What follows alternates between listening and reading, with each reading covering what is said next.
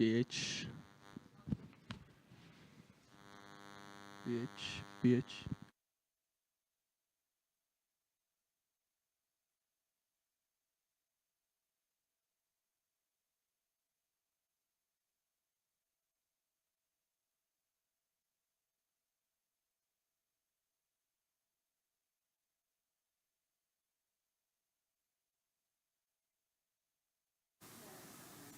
All right, we're good. Thank you.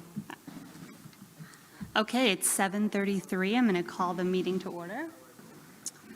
In accordance with the requirements of the Open Public Meetings Act, Chapter 231 PL 1975 announcement, I wish to announce that the New Jersey Open Public Meetings Law was enacted to ensure the right of the public to have advance notice of and to attend the meetings of public bodies at which any business affecting their interest is discussed or acted upon. In accordance with the provisions of this act, the School District of the Chatham's Board of Education has caused notice of this meeting to be published by having the date, time, and place thereof posted in the board administrative offices, sent to the clerks of the Chatham Borough and the Chatham Township, the Library of the Chathams, the Chatham Courier, the Daily Record, the Star Ledger, and the TAP. Peter, would you mind taking attendance? Ms. Allen? Here. Mr. Del Sandro? Here. Ms. Kenny? Mr. Ryan? Here. Mr. Smith? Here. Ms. Weber? Here. Dr. Zhang? Here. Ms. Ciccarelli? And Ms. Ross? Here.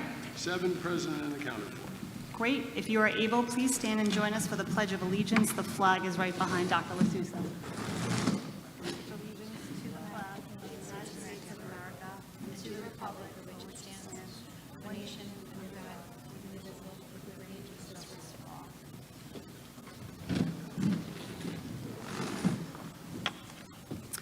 Good evening, everyone. Thanks for joining us, and this is our kickoff meeting for the 2024-25 school year. I hope everybody had a wonderful day. Ms. Ciccarelli is away, so I'm stepping in to run tonight's meeting. I just wanted to take a moment to thank all the teachers, staff, and administrators who put in all the hard work ahead of today to make sure that we had a strong and safe start to the school year.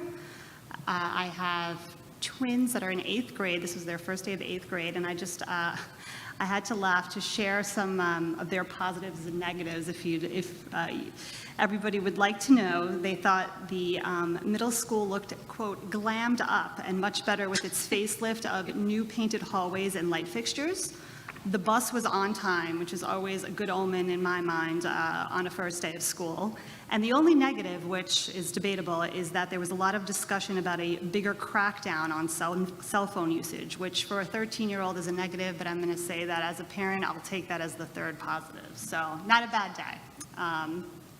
So with that, I'm going to turn it over to Dr. LaSusa for his report. Thank you, Ms. Ross. Your children are very perceptive.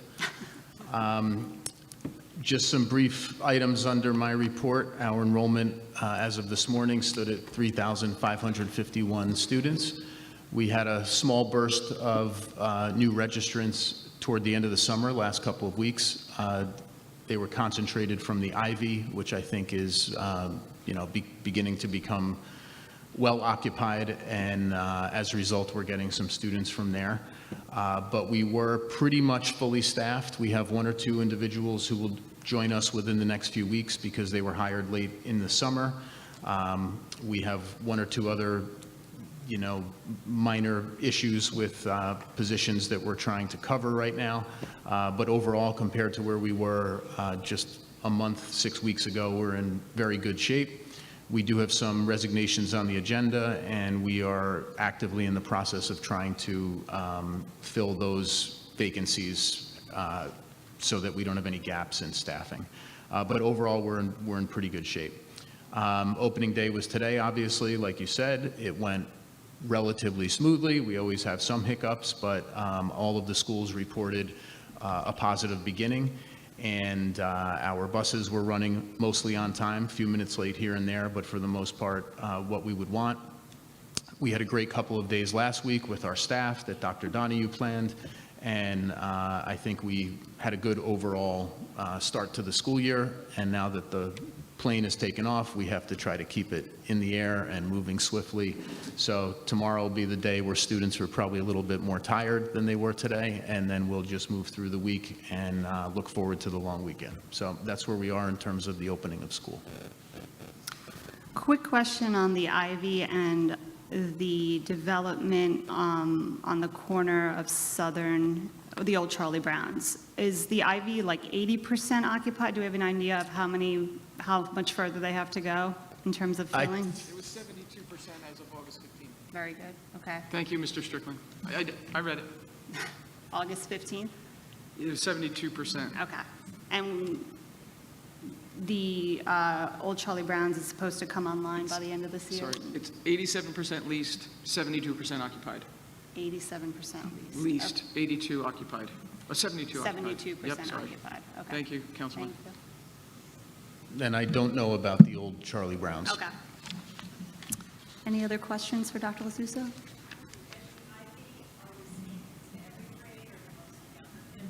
Across the board. Anybody else? 25 total, I think, as of Friday. Were they originally saying like 40 they thought would come out of there, if I remember right? Yeah, so the demographer may be accurate in the projections. 25 from the Ivy, but 56 from the newer development in town. All right, thank you, Dr. LaSusa. We're going to turn it over to Peter for the business administrative and construction update. First item I have to report is back on August 29th, all the petitions for the Board of Ed election were filed with the county. Currently, we have 3 positions for 3 open spots. For the borough, we have Ann Ciccarelli. For the township, Sally Allen, and also for the township, Catherine Peck. And to remind everybody, the election is November 5th, along with the presidential election. Going on to the construction update, Advanced Landscape, or NJ Fields, has been hard at work on the CHS field. They are about 90% done. All of the sod is all installed. They have to finish the outfield lip, which should be completed by the end of this week. From, I guess, walking out there alongside of it, the field looks terrific in all levels, so I'm sure everybody will be happy next spring when baseball kicks off again. The CHS in the front of the school, the window panels had a vinyl cover over them to replace or to cover the peeling panels, so we've dressed up the front of the school a little bit. The electrical contractor will be pouring the footings for the new light poles around the CHS driveway by the end of the week, and we should hopefully have light poles by next week, so that'll be great. All of the roof work at CHS, the middle school in Southern, is about 95% complete. They just need to do the metal trim work, which can occur during school hours or after school, since it is quiet and non-disturbing to the students. Unfortunately, on the security vestibules, the contractor hit a snag. The subcontractor, a week and a half ago, tried to hit him with an unreasonable change order for the interior doors, and hadn't even started producing them. He decided to cancel the order and order them directly from the manufacturer. The doors should be in and installed by the end of October. So that's unfortunate. The good news is all schools are operating the same as last year for the opening, so we don't have any negative impact, but the setup of the construction looks like it's going to be a huge improvement once the doors are installed.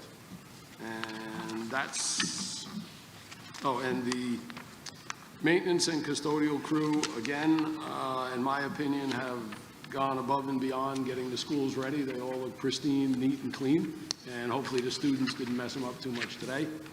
And as Ms. Ross reported, the new lights, ceilings, and painted hallways and painted lockers at CMS make it look bright, shiny, and like a different building.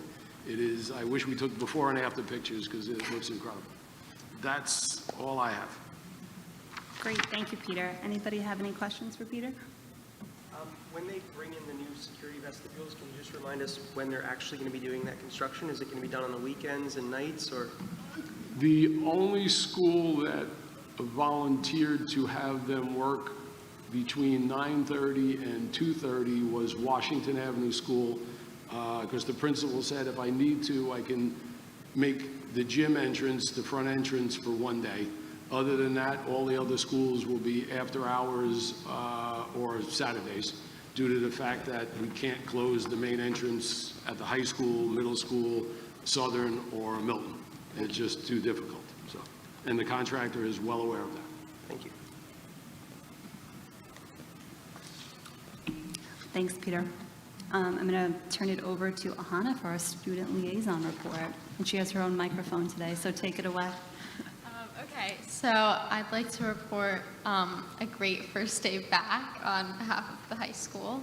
And then a couple of just like regular back to school dates. So senior college family night, the presentation is this Thursday in the auditorium at 6:30, and it's also available through a live stream that was sent to students' emails. And then seniors can begin signing up for their counselor conferences starting next week.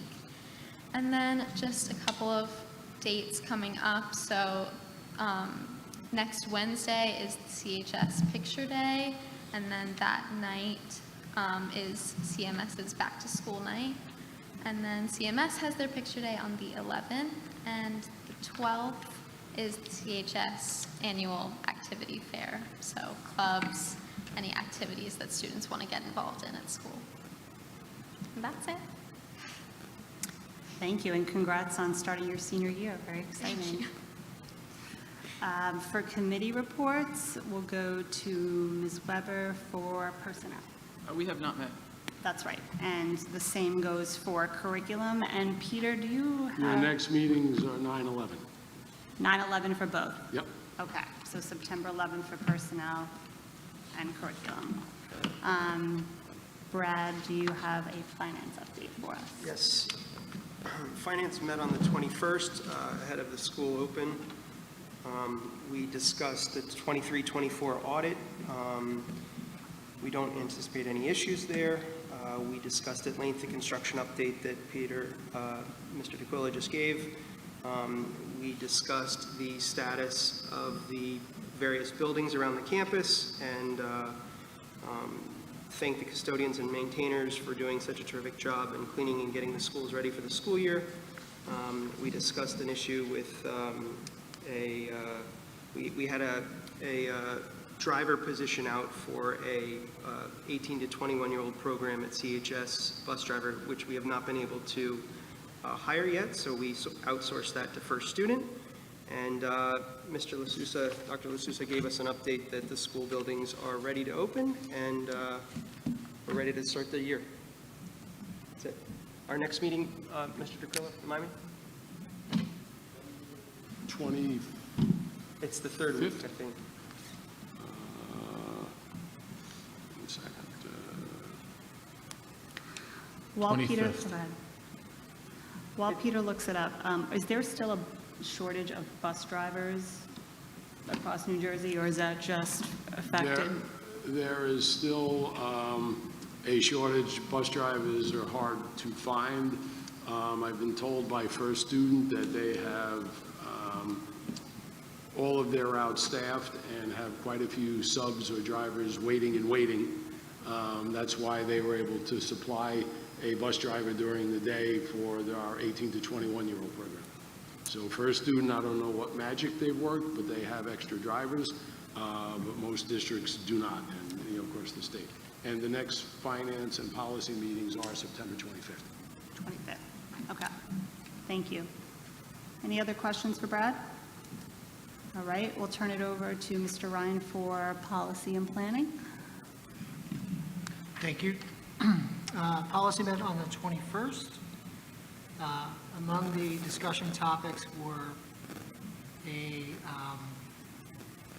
policy alteration for non-resident tuition students will now require kind of a deposit.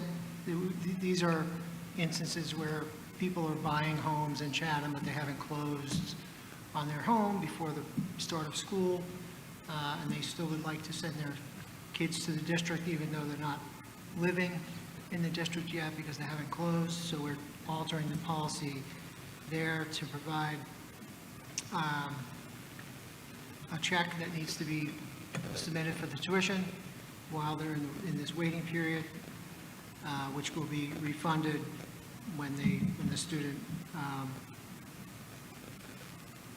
actually moves into their home. I guess that's what it says. There was also a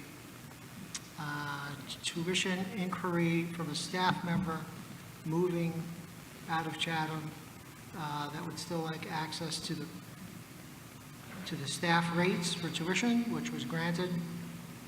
There's an alteration based on statutory changes, there's an alteration to the school meals program that's going to require affirmative acceptance or declination of the program.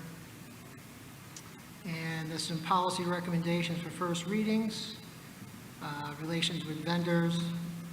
There's an audit policy revision, sports-related and concussion injuries, emergency and disaster preparedness, and graduation requirements, all first readings tonight. Thanks, Mike. Any questions on policy? Nope. Okay. I do not have a liaison report for CF today, but does anybody else want to report out? Sorry, can I go back to policy? Yeah, I'm sorry, go ahead. I apologize, sorry. okay. Dr. LaSousa, a couple of those are not on the agenda for first reading. Are those still being tweaked, the non-resident one, the attendance proposal, and the school meal one? The non-resident one is definitely still being worked on. That wasn't on the agenda. Neither is the attendance, the 5... There's still work to be done on those. Okay, and the school, because they were on the policy agenda, they were scheduled for first reading now.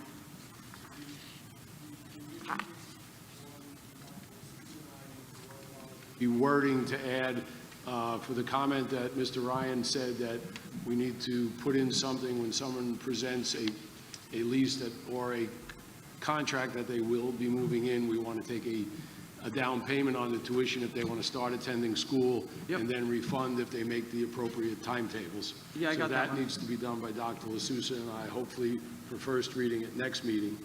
The free and reduced, we're working alongside with technology because the state now requires that each parent acknowledges that, well, they want each parent to hand in either a blank form that says, I don't want to apply, or apply. We're trying to see if we can create a field in Genesis that will say application or completed, or application not warranted, or don't want to complete the application to meet the requirement. Okay. So once we have that field created, then we can adopt the other lunch policy. Okay, and did you mention the attendance one as well? The proposed changes to the attendance? It's 5113. It was on the policy committee meeting agenda. It's not here. I'm just curious, is that like at the next meeting, or that's a slow burning on the, not until New Year? I don't think that requires a change in policy. Policy committee has to accept whether or not they're going to allow that exemption or that accommodation. I don't think it's a change. You talking about the tuition student? No, I'm talking about attendance proposed, where it clarifies what present means and how many excused absences and what modify the chronically absent language. I think that's an oversight, Joe. I think that should have been on the agenda, 5113. We'll have to put it on next time. Now that I'm looking at Okay. I think that's because it was just technical changes to comply with this, to align with the state terms about present can include virtual or remote instruction if we're in a state of emergency. Okay. So I think it was, all the changes were not substantive to us. They were just to align with what's in statute now, and I think we just overlooked putting it on this agenda.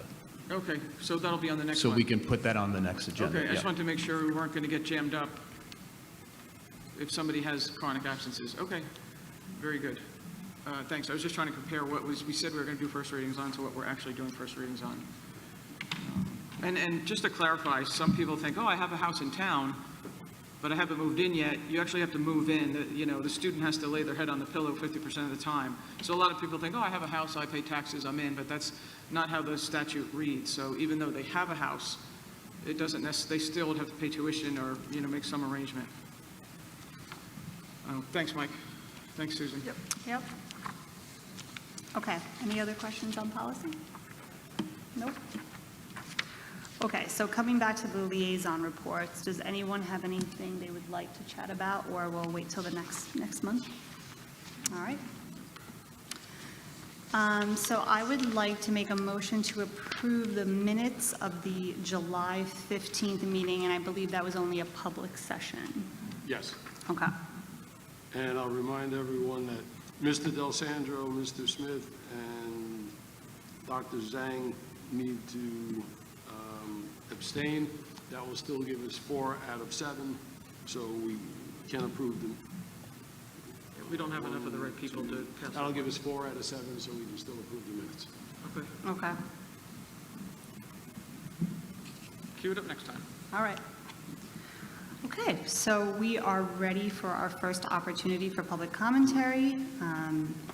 Hearing of citizens during the public commentary section of the agenda is an opportunity for any member of the public to be heard about issues which are or are not topics scheduled for the current meeting. To help facilitate an orderly meeting and to permit all to be heard, speakers will be asked to limit their comments to a reasonable length of time. Just as a reminder, our Q&A is not a back and forth conversation, so we'll address all questions at the close. If you don't mind, if you can please sign in and introduce yourself. Thanks. Hello, Ed Barmakian, Tappan, Chatham. I'm learning that first responders in the Chathams, police departments, and the fire departments are being subpoenaed in relation to this social media lawsuit that's involved Chatham. And I'm wondering if you're aware of that, if there's any kind of steps you guys are taking to protect them, or if you could just shed some light on that. And my second question is, you're receiving pilot money from Chatham Borough for security, and there was a question that was passed that added money for security permanently for every year. So are you able to use some of that money for other purposes?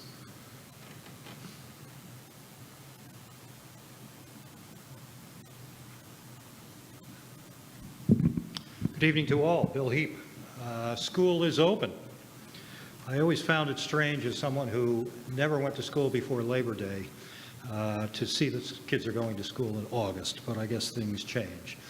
A quick word about Chris Tomino. I was sorry to hear that he is leaving. As you might recall, I'm not a big fan of guns or police officers in schools, but if you're going to do it, Chris is your guy. He is a graduate of this high school. He is a former borough police officer, lives in town, he knows the kids, and he watches them like a hawk. You will find somebody, I'm sure, but you're not going to replace him. And to know Chris Tomino is to like Chris Tomino. So I wish him well and hope that you can find at least somebody to replace him. Thanks. Thanks, Bill. All right, I'm going to do my best to try to answer these, and then the first responders being subpoenaed, this I might have to ask Dr. LaSousa on. I am not aware. Yes, I was made aware of that a couple of weeks ago and informed our law firm who's handling the case, and they were going to deal with that. Okay. But I have no other comment beyond that. Okay, thank you.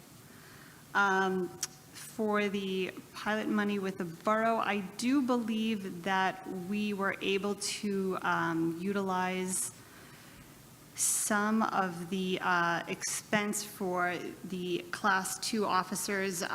They were utilized at the 4th of July parade. I don't know beyond that if we can use the money for other purposes. So if anybody else has Well, Class 2s can be used at all. as a borough resource. Class Okay. 2 officers can direct traffic. Okay. Class 3s are retired officers that, For the school. for the school only. They have no authority beyond the school.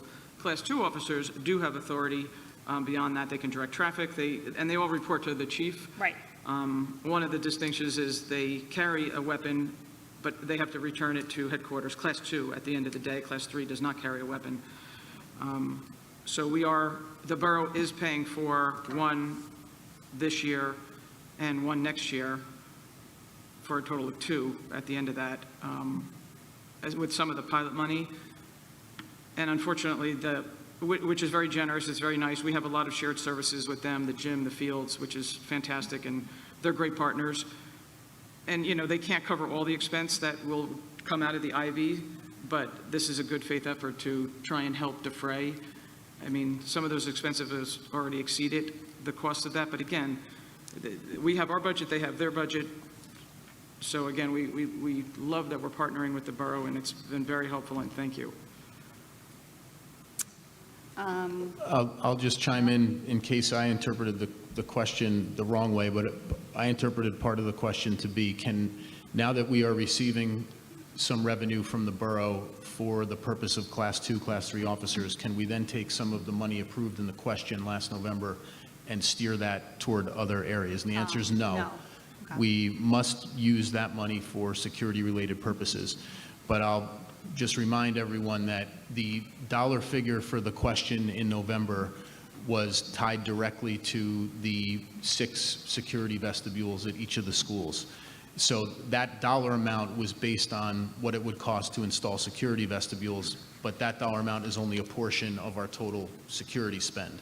So the dollar amount, the fact that we're carrying it forward is helping us. It's contributing to the total security spend, but it doesn't cover all the security spend. So the fact that the borough is partnering with us and assisting with us with the Class 2, 3 officers doesn't get to the total amount that we're spending on school safety and security, which is significantly more than the question, which was $850,000 last year. Thanks. Mr. Heath, thanks for your comments. We're going to miss Chris. It's big shoes to fill, and that is it for the responses, and I will now turn us over to the regular agenda for personnel. Ms. Weber? Yes, great. Thank you, Susan. I would like to move action items A, 1 through 18 on the regular agenda, and there's an addendum with an update on number 3 and a brand-new number 19.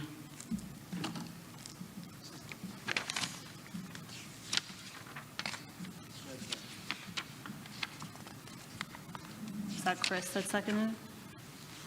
Did somebody second it? I didn't see it. Oh, Brad. Okay. Susan, the only discussion I would have here is I would like to remind the residents, it's very difficult to find coaches, very difficult to find coaches. So if everybody could be cognizant of being kind to our coaches, don't talk about playing time, don't approach them in an angry manner, take a break 24 hours before you talk to them, because if we continue to lose coaches, some programs won't be able to run. So if I can, just remind everybody, be kind to all of our coaching staff, and the referees. They're also difficult to find. So that's my only comment on that. A good reminder, thank you. Any other questions? Nope. Items A1 through 18, addendum number 3 and number 19. Ms. Allen? Yes. Mr. Del Sandro? Yes. Mr. Ryan? Yes. Mr. Smith? Yes. Ms. Weber? Yes. Dr. Zhang? Yes. And Ms. Ross? Yes. Agenda items pass 7-0. Okay, turning it over to Mr. Smith for finance.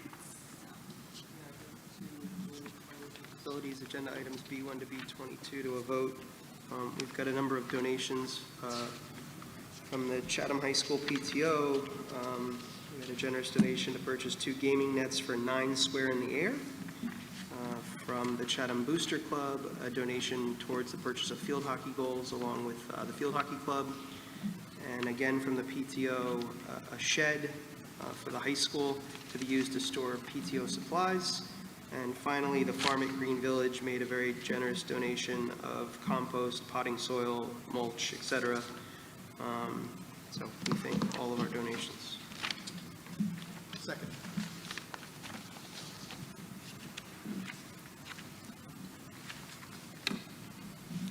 Any questions for Brad before we move on? That horticulture class is new, correct? It's exciting. Maybe they'll let me audit it so I can work on my garden. All right. Our agenda items B1 to B22. Ms. Allen? Yes. Mr. Del Sandro? Yes. Mr. Ryan? Yes. Mr. Smith? Yes. Ms. Weber? Yes. Dr. Zhang? Yes. And Ms. Ross? Yes. Agenda items pass 7-0. Okay, I'm going to move agenda items C1 to C6 for curriculum. Everything in number 3, 4, and 5 is just standard perfunctory, approval of the curriculum, incorporating any changes that we made over the last year, and then the teacher and principal evaluation. So let me know if you have any questions there. I seconded if it didn't get seconded. It did not. It did. Did not. For number 6, the student teacher, I just wanted to thank the administration and the middle school administration for taking on a student teacher. It's a lot of work, but it's nice to build a pipeline of teachers to come into the district, but it's not without effort on our staff side. So thank you for taking that on, and hopefully that will build a pipeline for us to continue to get great teachers. Thank you.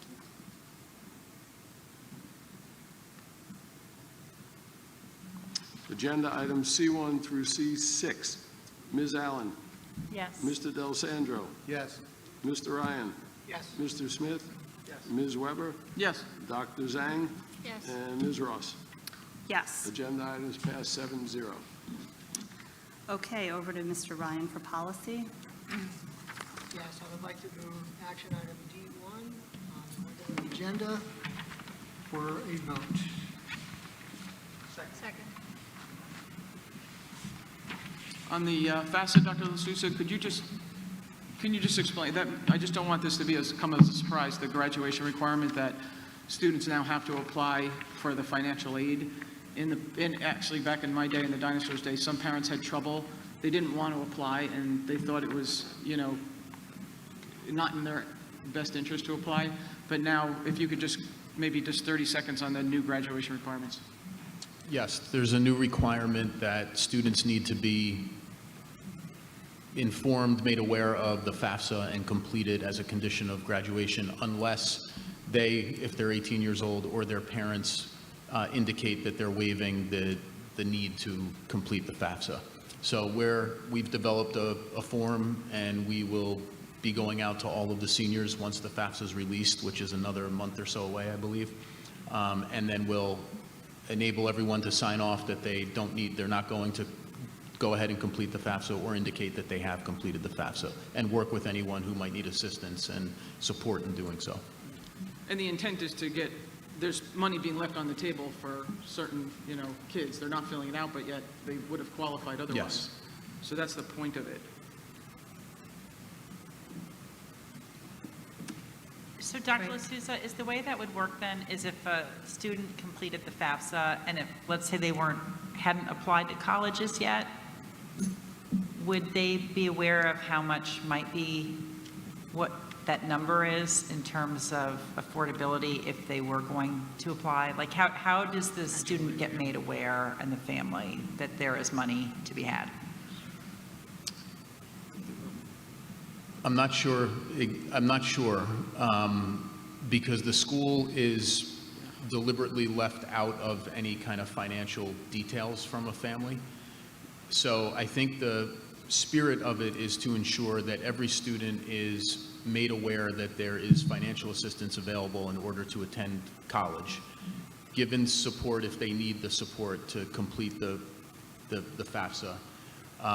I don't know if we ever get to the point of knowing how much is available for a particular student, but we get to the point, I think the intention is that the schools are at the point where they are verifying that families have either waived their, desire to proceed, or No, it's not. they're agreeing to have assistance with, to partner with the school or have the school help them complete the form somehow and give them resources to do so. Okay, thank you. Any other questions or comments for policy? Agenda item D1. Ms. Allen? Yes. Mr. Del Sandro. Yes. Mr. Ryan. Yes? Mr. Smith. Yes. Ms. Weber. Yes. Dr. Zhang. Yes. And Ms. Ross. Yes. Agenda item passes 7-0. Thanks, Peter. Anybody have any other board business? We do have an executive session tonight. Anything else? Okay. We have our second opportunity for public commentary. If anybody would like to go up to ask a question, just a reminder to sign in. Looks like that's a no, so we're adjourned. That's it. I'm going to bang the gavel. Thank you. It was a quick meeting. And we do executive session, and action will not be taken.